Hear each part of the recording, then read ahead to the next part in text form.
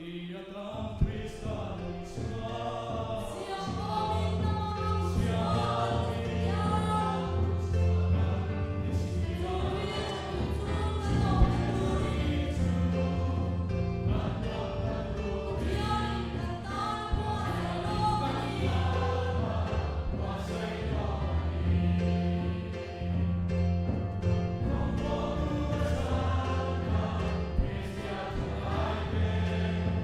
lỡ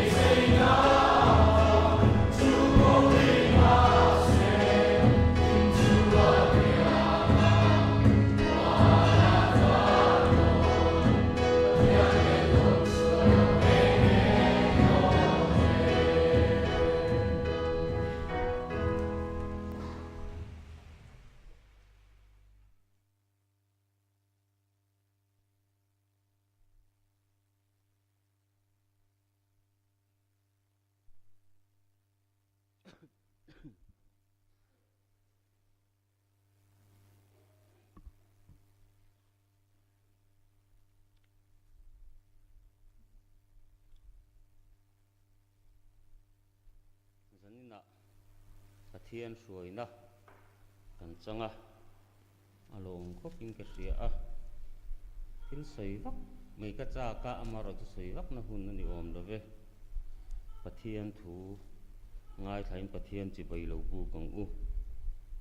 lalpa chu fakro u o lalpa chhi ro ti u lalpa chu fak ula lalpa hing chu fakro u itong trayang u min hangai tu lalpa mi fam kim lo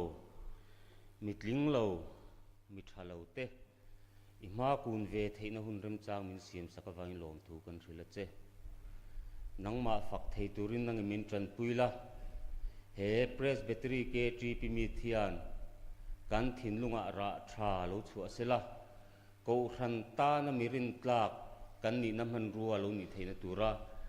member local zong song temal min som sak tur ten nena kanurin lan thara kaning khom bo ruak nangin min nei sakin lalpa naktu ka te hatuk le lamate kan hun man tur zong song te nangin min nei sakla iro pui pon chua na tan te ke ni hlim na tan te ke ni lom na tan te mal min som sakang che chung chu kan lalpa Isu Krista min ganun dile amen kan ziak tu lo somang u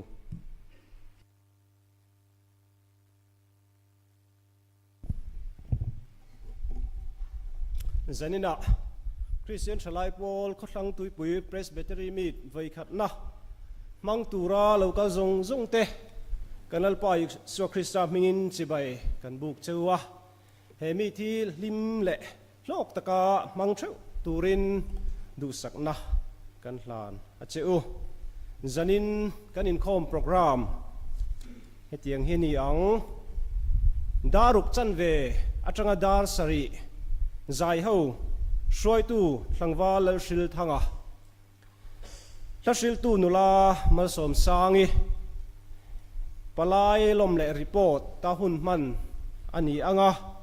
shroi tu tualopa zd vanal ven hima meet chairman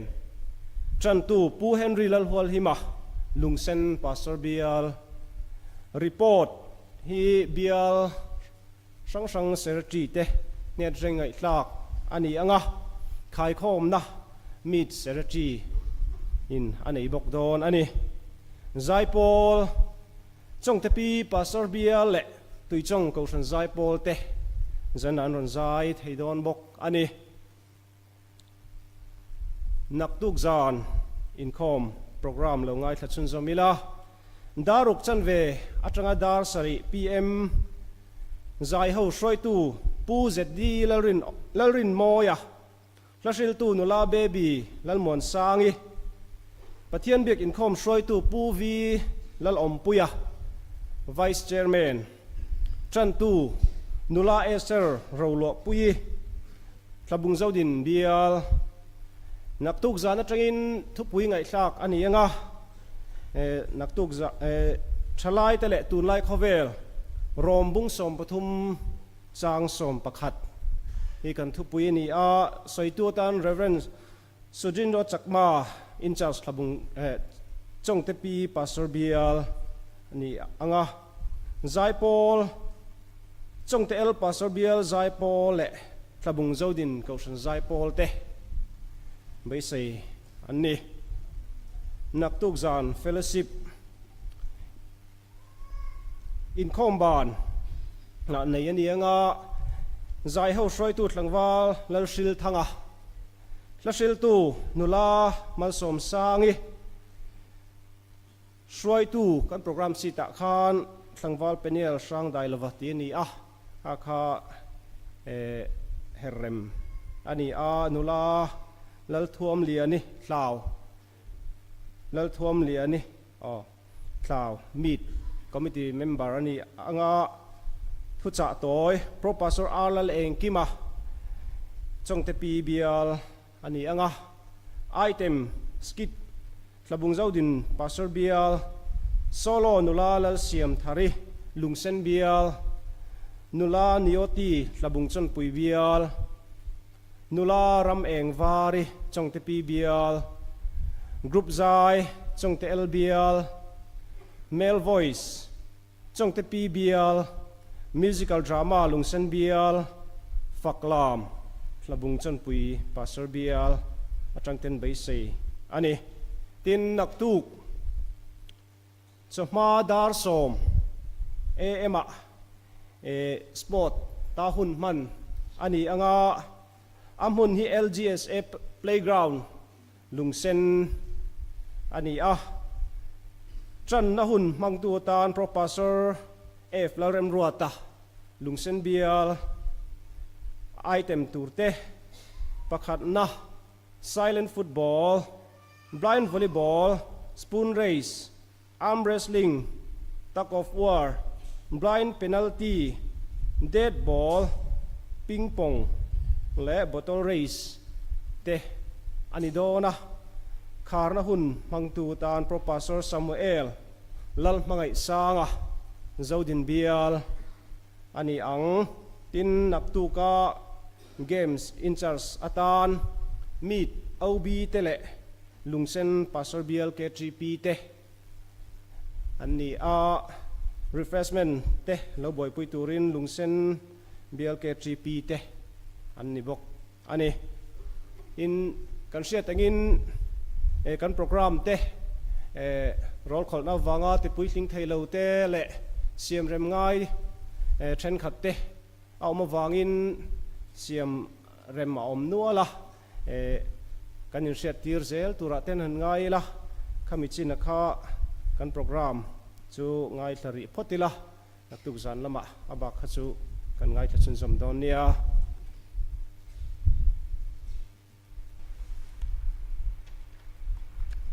kaning khom tran tu pu Henry lal hual hima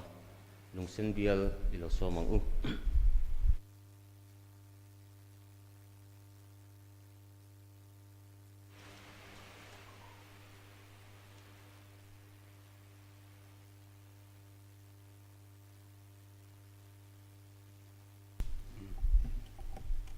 Pathian thu thiang lim cherin lo ngai thlang u FSC bung ni chang som pathum FSC bung ni chang som pathum tuna ero chuan Krista Isua nangni mana hlataka omte kha Krista thisen chuan ti na in lo omta thleng ni se atu thiang him kan siate lalpan kan zatan mal me som sak chawro se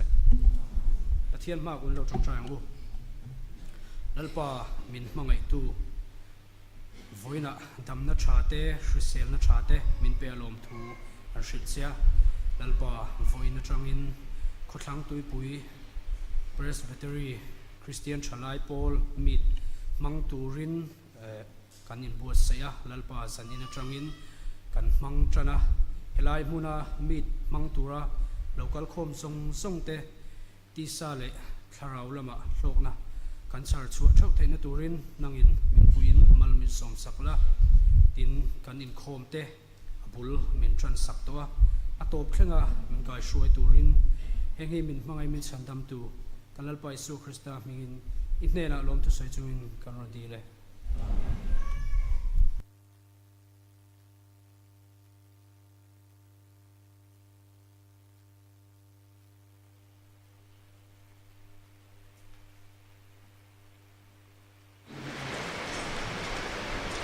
tunga chuan kalai lom na hun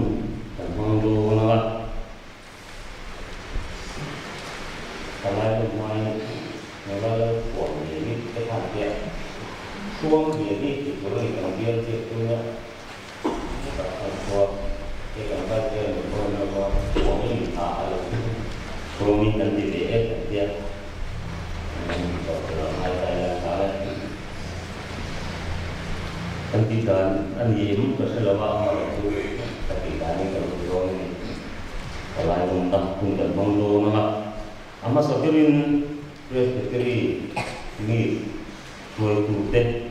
menginginkan mengalami selah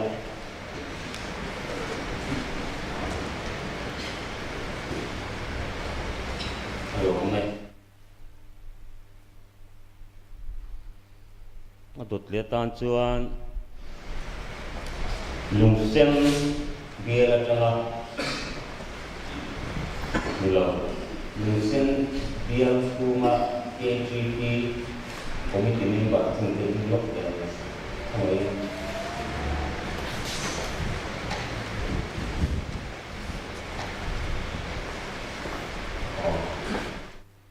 alo me le lung sen bial atanga local zong zong ding tiang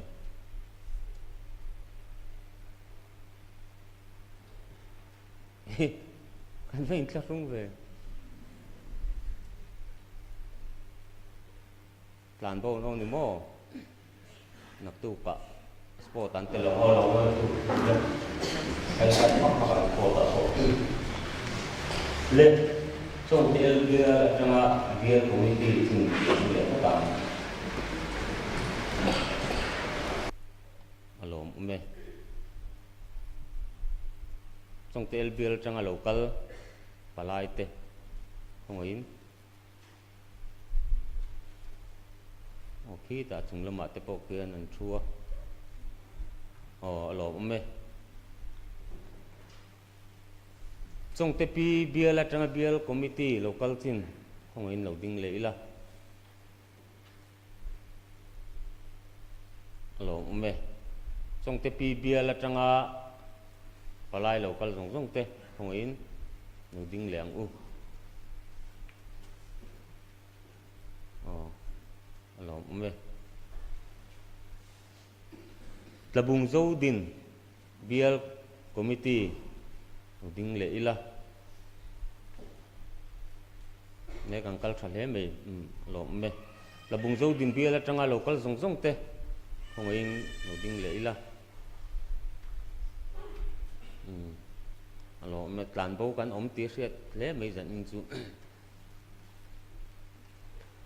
labung chon pui atanga committee local te bial committee lo mbe eo va pe lo me ve labung chon pui atanga local zong zong te không mà tôi đinh đâu mà cái em vắt tắm về alo mà anh đi chôn tàn bao lâu nè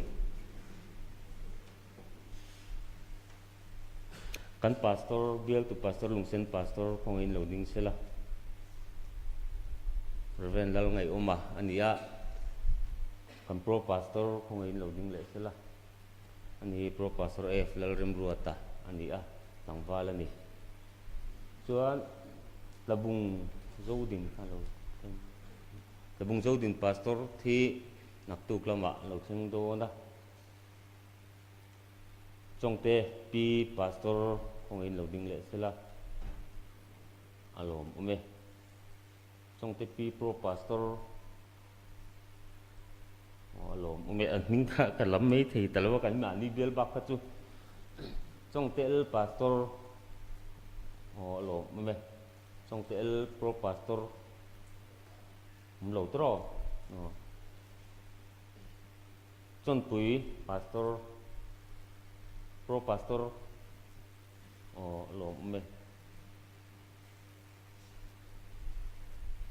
zodin pro pastor an pastor ai lo nyom takani alo me kan pui pa ber kan lo thei hil don kan presbytery secretary senior hongin lo ding sela alo me kan upa lo chim tu te tual chung ani mo mundang atang po ni sila khongin loading sila hela mate pon ma lo me ole kan zavai ni loading angu mit palai local zong zong te kanal pai so krista mingin chibai kan buk chewa he mi ta hian lim le lo tling taka pathian ram zauna ta na in thei top chu a he mi thi mang turin du sakna kan hlan chewin kan lo lom chew ni ole hi thung ule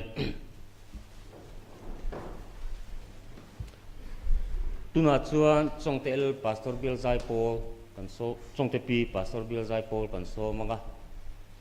pakna la lan turin lo so mang u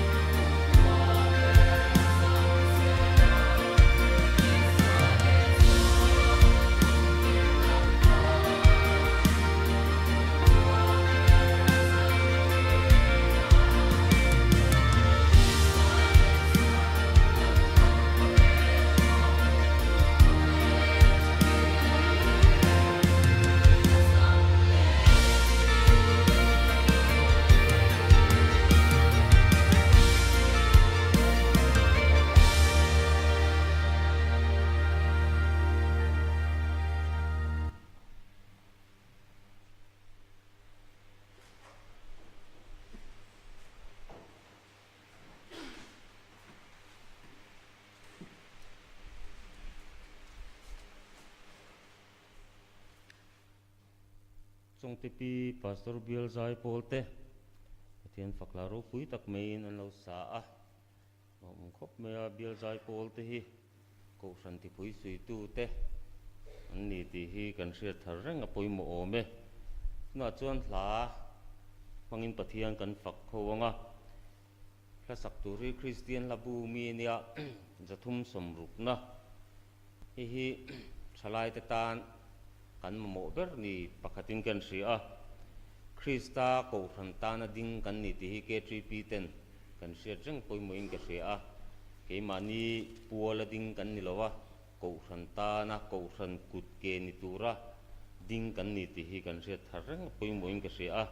chumi ril ru putung chuan pathian fakle choi moinan ilo sang u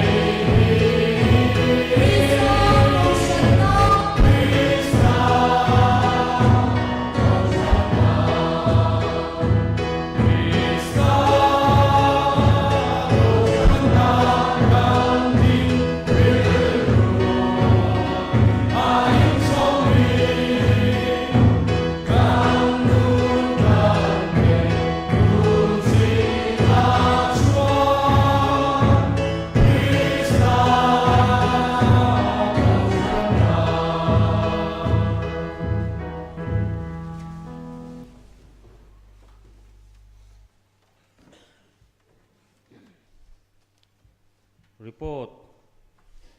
kan ngai tha chawdo nanga masaberin chongtel pastor bial kan so manga chumi zo chuan tlabung zo din lo in ring sela a thange chongtel pastor bial tangin report lo ngai thang u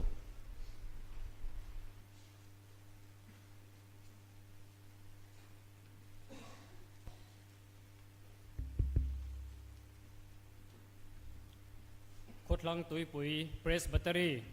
Christian Thalai Paul meet voi khatna mang tura local zong tel pastor bial Christian Thalai Paul ayoin chibai kabuk aseu bial report form bial ming zong tel branch omzat panga bial committee thutzat voi ni thotan zanin khom dan tlang pui sermon sharing le thupui zir chanchin buchung chang pakhat na bial chung branch tin te Christian Thalai ko pilak zat belkhom hi Christian Thalai hi kan bial hian kan lalo ani pani na bial mingin chanchin bu in chua them chua theilo pathum na bial chunga chanchin bu chua thei branch zat hi kan omlo ani sum chung chang pakhat na bial sum hu to zat sangni somne le pali opening balance telin cheng sing khat sang thum zaruk le som panga pani na bial chung branch tin te sum tho chwa to zat belkhom sangni le som panga sing thum sangni zaria somni le panga pathum na branch tin te sum tho dan tho sum tuak dan tlang pui fe chua income tholom ip faith promise tele arem sang pianga in lo fa missionary pakhat na bial KTP in missionary at somzat SMB hnuai hi an nei lova pani na branch tin missionary chom belkhom SMB hnuai an om lova pathum na bial chunga tanga missionary chuak tharzat hi kan om lova palina bial chunga tanga missionary thokmek zat chuak thar chiar telin pathum nei ani bial zai pol indin theyem tia hian bial zai pol kan din theya member engzat nge conductor chiar telin bial zai pol hi conductor ne member somni le pakhat kan ni in chiarna lam bial ming chong tel member zat mipa somnga le pakhat meichia somthum le panga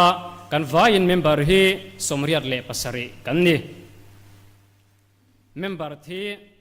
mipa pakhat meichia kan nei lowa member in nei hi biakin hong kan nei lova mundanga in nei kan nei lo bok ani bial chung branch tin atanga mit kal theiza belkhom hi report masa khanin somli le pakhatang khan kan hanin report ta stilai ro suanin engamo a chan sang sanga wangten a in report sa to te kal theilo onam wangin akal taka hi chu somthum le pali kan ni Laurin sana secretary chongtel pastor bial Christian Thalai Paul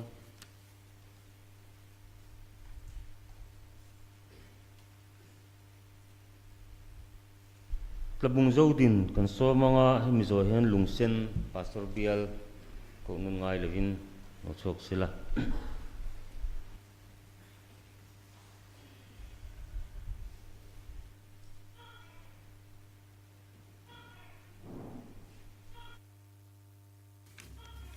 Long tuổi bụi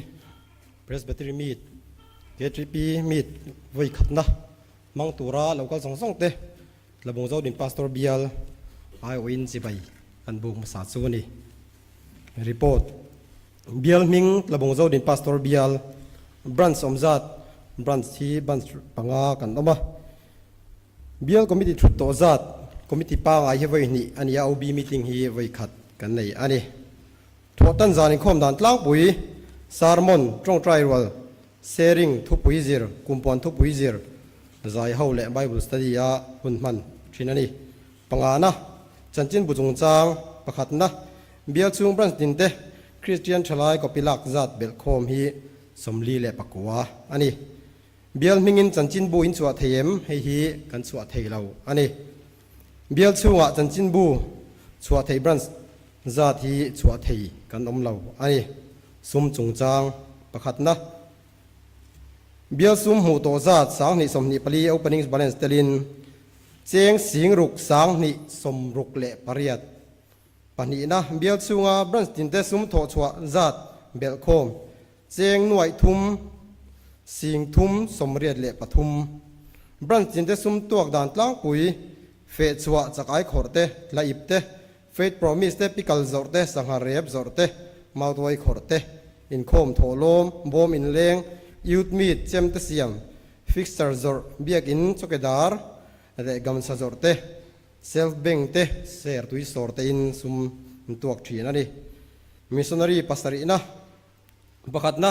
bial KTP missionary a chom zat hi SMB hnuaya pakhat ania Branstin missionary a chom belkhom hi kan nei lo ani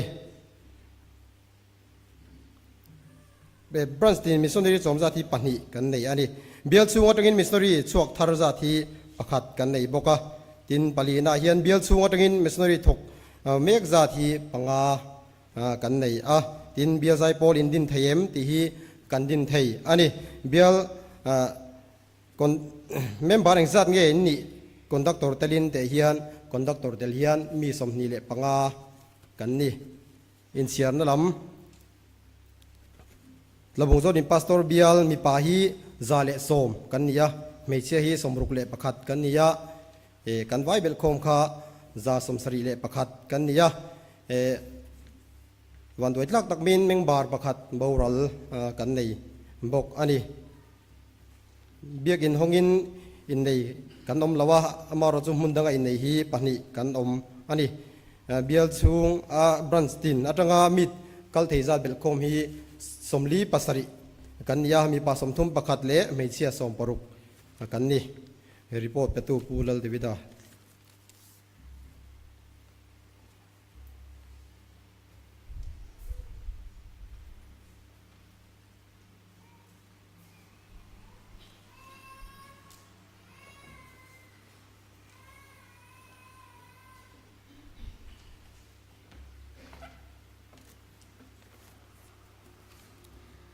Christian Chalai Paul Khotlang Tupui Presbytery Meet Mangtura Member Local Zongzong Te Lungsen Pastor Bial Mingin Chibai Kabu Masa Chewani Lungsen Pastor Bial Report Ilawngai Thlang U Branch Omzathi Pasari Kania Bial Committee Thuto Zathi Voithum Ani Thotan Zan Inkhom Dan Tlang Pui Hi Tongtrai Roal Te Thushil Te kumpuan tu pui zir le ril rusoi te Bible chiar le hlathan te in kanin khom thin ani chanchin buchung changa hian bial chung Branstin te Christian Chalai ko pilak zat bel khom hi somruk pakhat ani a bial minga chanchin bu chwa thei bial mingin chanchin bu in chwa theim ti hi kan chwa thei lawa branch chunga chanchin bu chwa thei zat hi anom lo bok ani sum chung changa hianin bial sum hu to zat sang ni som ni bali opening balance telin ti hi cheng singa zariat somthum ani a bial chung Branstin te sum tho chwa to zat bel khom sang ni som ni panga hi cheng singa sang khazakwa somnga ani Branstin te sum tuak dan tlang pui hi blanket suk te faith promise te thingzai thlatin envelope khon te thil zor te rora le balu thiara in lo te huan sam te KGP in khom tholom te le fellowship tholom te ani missionary chungchanga hian bial KGP in missionary a chomzat SMB hnuaya hianin pakhat kan neya bial chunga tanga missionary thokmek zathi pathum ani bokani bial zai pol hi kan nei theya member zathi conductor chiar telin mi somni pahni kanni in chiarna lama hian mi pa hi za somni pahni an kanni a meichia somnga pariat kanwa in mi za somriat kanni a bial chung Branstin atanga mitkal thei zathi mi somli panga kanni lalthwam liani tlaw secretary Lungsen Pastor Bial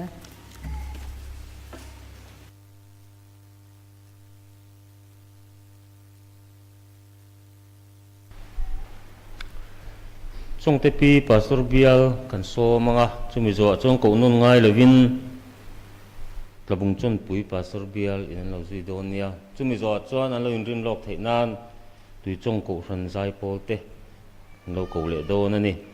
tuna chung te pi Pastor Bial lo so mang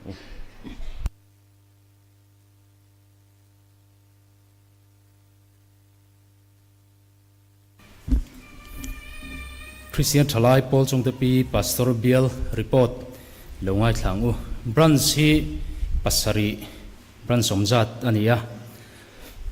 Bial committee hi voithum athutoa thotan zana income dan tlang puya hi thuril short sermon tongtrai ro le sharing kumpuan thupui zir le la zir dein kan hun kan mang thrian ani ti chuan chanchin bu bial chung branch tin te Christian thalai kopilak zat belkhom hi somruk le pathum ania bial mingin chanchin bu kumina hian kan chua theilowa bial chunga chanchin bu chua thei hi branch pakhat kan nei meka bial sum hu to zat sani somni pali opening balance telin cheng sing thum sang thum zanga somkuap panga sing thum sang thum zanga somkuap panga ania bial chung branch tin te sum tho chua to zat belkhom hi cheng nuai khat sing sari sang khat zathum somni paruk nuai khat sing sari sang khat zathum somni le paruk ani branch rang ten kan sum tuak dan tlang pui chu heng te hi ni mausa huan thlo fai thingzai lova sangazor school MDM kitchen repair sabon tui siam in chung ti fai fe promise ip siam le fe chua te ani BLKTP in missionary achom zat hi sinot mission board noya pakhat ania branch tin missionary chom belkhom sinot mission board noya hian pakhat ani bokani bial chunga tanga missionary chuak thar hi kan nei lova bial chunga tanga missionary a thokmek hi pathum kan nei ve mek ani bial zai pol hi kan in din theya conductor chiar telin mi som ni le pakhat kan ni January atanga March tha thenga chongdepi pastor bial chunga KTP member din munchu hetiang hi ni mi pa za somruk le pasari meichia somkwa le pali kan vain mi zani somruk le pakhat zani somruk le pakhat kan om me kani member thi hi pathian khong ina zara kan nei lova member in nei hi biakin thongin pakhat kan nei thungani bial chung branch tin atanga mit kal theizat belkhom hi somnga le pahni kan ni report pe tu lal hil thanga secretary Christian Chalai Paul Chong Tepi pastor bial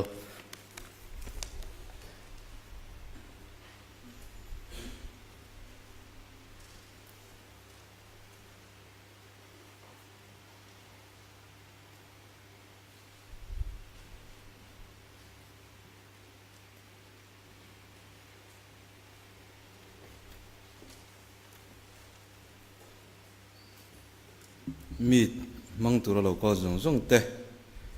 tabung chon pui pastor BLK3P ten kanal pai su Krista min chi bai an buk masa chewa bial ming hi kan ngai thak ta gang khan tabung chon pui pastor bial nia bran som zat hi paruk hi kan in tia tuna hi chon panga te poti thenga a ming chon paruk kan ni bial committee thu to zat voi ni thotan zanin khom dan hun man dan tlang pui tia hian thotan zan in khom chi alo te kan oma pathian i chonua in khom thin te kan oma K3P in khom hun man dan tlang pui te ti la dik zo ko me sermon tong trai rual thu pui zir ru ru soi le la zir te le la than sak ho ten hun kan mang thin ni tin chanchin bulama hian bial chunga branch tin te Christian thalai kopilak zat belkhom hi somnga le pahni ania tin bial ming hian chanchin bu kan chua thei lowa bial chunga chanchin bu chua thei branch hi pakhat kan nei ni tin sum lama bial sum hu to zat kumin chungin kumhlui opening balance telin cheng sing thum sang ni zariat le som pakhat bial chung branch tin te sum tho chua to zat kum sang ni som ni panga chungin cheng nuai khat sang kwa zanga somriat pahni tin branch sang te sum tuak dan tlang puya hian in khom tholom faith promise blanket soup pakhoi zor slap chun kong sam bookmark zor pickle zor sabon tui zor ten sum kan tuak thin ni tin missionary hi bial hian pakhat kan choma branch chombel khom hi pahni ani bokani bial chunga tang missionary chuak thar kumina kan nei lova bial chunga tang missionary thok mek hi panga kan nei ani bial zai pole ro hi chu kan nei ve thei lawani in chian na lama hian tuna kan din mun a hian mi pa za somni paruk meichia za pakua kan va in zahni somnga panga kan ni member thi kan nei lowa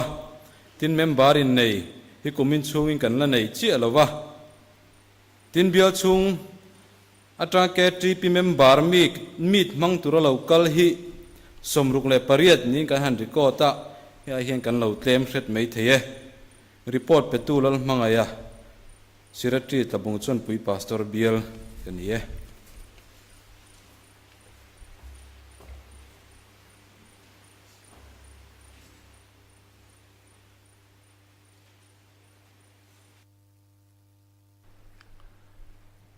tui chong ko ran zai pol te no so mang u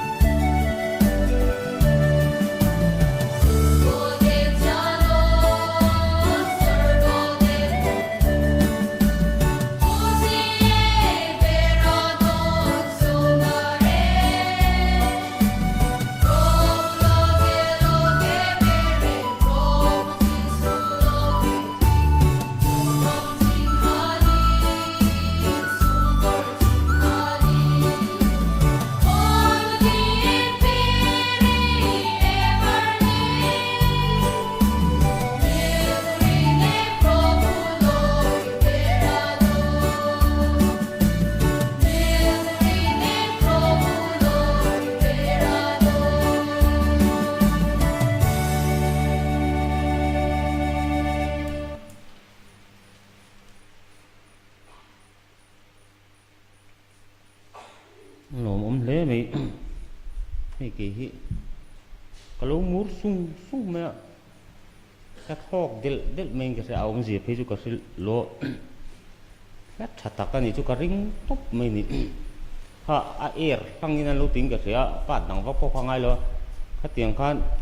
hay là cần biểu giải Paul thì anh sẽ về đúng người mua cái tiếng đều khan anh nula mere teo tiền cha cái tí khóc mình kha thì hi quality te kan te thật view role hiền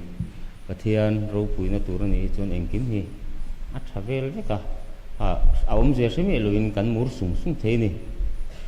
thì khá là lo mà anh suy chụp lúc này chứ tức là chuan bia report khai khom na kan ngai thả anga kan meet secretary lo so ma u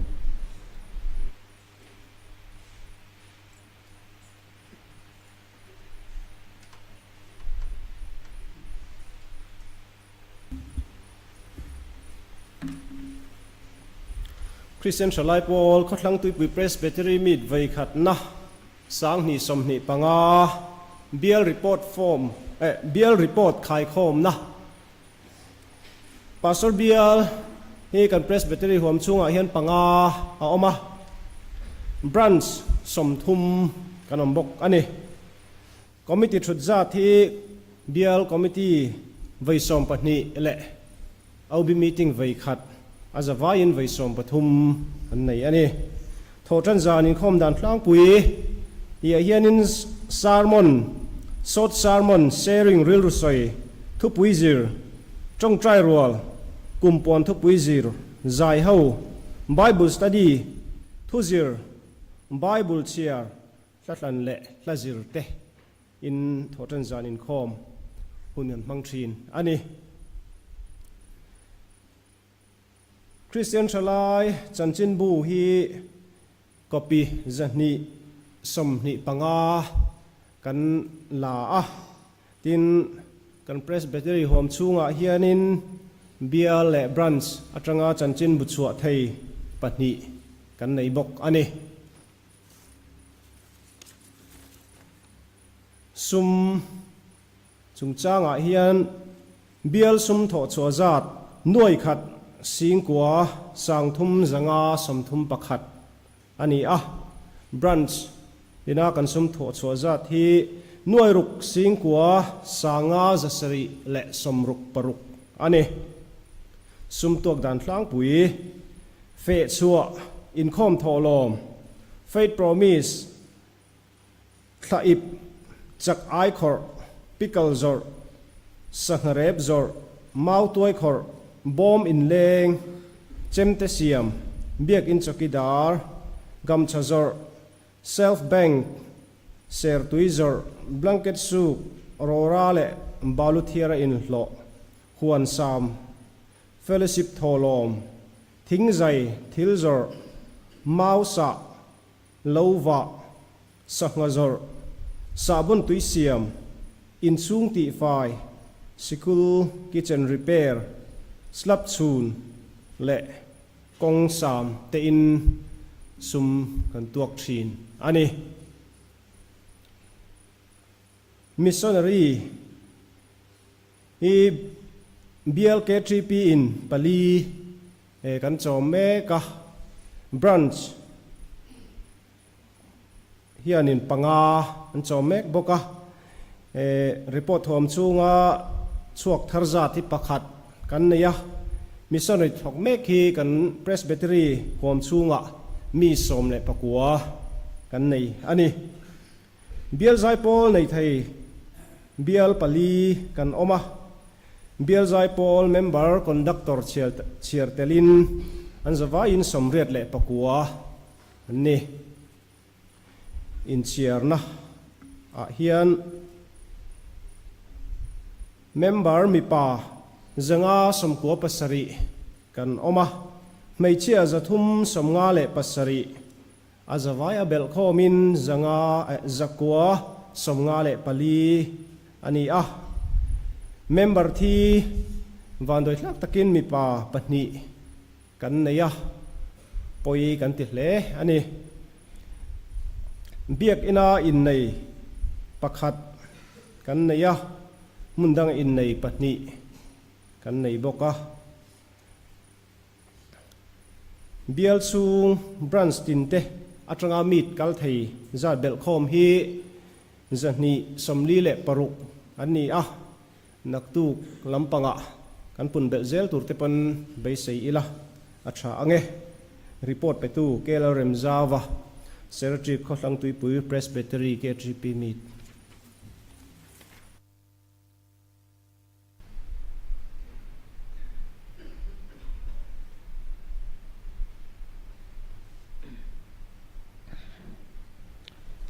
meet secretary nên trang report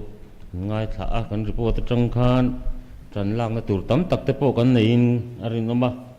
helama chim kuna timila solong chu member tam lo te kan oma in mangai tur kan ni ti hi pom top pila thain ka sia he meet te hi ka mu chu ania kan ti teng a thilom sa ka mu chu ani ni kuma karot chone kan biala tangin kan bran sa tangin photani agenda kan ne biala tlang lo maya chon ka van ne nge ni kan pastor hi presbytery moderator elect alo ni lo tang le ro ka tia lo tang le ni nga tlang le a tun hi in thlenga ni ka zara ti taila karot chu tak tak ani tak ta karil ro am dan pe cha selfish view me thia ei KTP ni kuma tang khan ol tum to kania mar chu pathian in la chula la tilo ning chu kan la ti chho ve zela kuma chuna tak takin ka ol to do na kan dam ni chun kan member sa tak tak ten lo chok zela ka hun to te po ni nga chu ta chuan kan pastor chunga pon lom thu ka sei do ei chairman kal suak ti kha thu soi kha om don lo pastor ten an la ve ka thu soi hun tu ri mang chong kan soi lo ka nge pastor chunga hang ka long khop me ya kan bial leader kha khong in lo ding lok te sela ha ta kha thua kha so mi chairman om tak so ne amaro chu kam pastor in min du saka keima bial treasurer ber kha min lo rota kilom lo de po ani rolin leader kal chok che kha kan ya tin lung sen khwa kha kan ni a tin kan in thaw ve sim a personality a vang te po tu ni me thei ove ting chuan chairman din hun te kan dinga tun ba khi a KTP ang jong chuan kai hu to kher lo me thei ni kina chuan in presbytery level vela a zai tir tu a chu te ka lo la tang ve me thei ni tinga te chuan nei to na omani tak taka in ngai om don kan ti de ngal ro kumin khat chu kala nei ni chu presbytery ate po kan lein huleng chu bel zai pol ten chuan chung te chu ril ro oma tin ka kan meet secretary lo pon dana khan mi pa kha kan tam khop me pa te po kan ta om nu ling garinga mi che po za thum chuang kan nia nu pa te po in siam zung zung turani mi enga ma zonga lalovin mani ko san ngei te nei theila mi che tan chon mi pa tan chon ko san dang ngei te nei theila atiang kha ril ro om sela ti te ka kalau ngai to vel kwal me ka ngai to ne ho thina ke chu kan secretary thu po report lai khan chu tran la ka ngai ni chu tangwal te nula te tuna chuan kanin khom kan lo tin don to nga o chu mi mai nak tu zinga i kan vice chairman hian voin klai khan min kam khat anti mi ro ru ka teng nak tu zinga OB zong kha kan ina in mu khom tai la thanga sport item le khami boi pui tur khan kan in sofi lan haya ndanga kal ngai lovin kan lo dong song them chu local khom bei ula thang ka chu chairman kan i ve chu mi lo pan ve ru chuan kan bel lenga lungsen bial drama musical drama kha sunday zan a ka son theyang ka ti kha ka son thei lo ni in rin ni zana kan ti don zan ne tang zir char ngai ngai dan ka soi thei bok si lo chairman ber khan คนฟีเดิมก็ส่วนไทยไม่อังก็ติงดก็ส่วนไทยเละโลข้าจะนี่นะเจนเจ็ดงานจัดจัดงานจู่เป็นของกันเราจีนตอนตองอ่ะปะเทียนฝักเล็ดจอยมวยนั่งคริสคอนเฟอเรนซ์ระบุนัมเบอร์ประคัดนะกันสาอ่ะเวลากันสักโซเฮียนลัลปาตรงใจในอินกันอิงโคมกันจีนตอนเดียว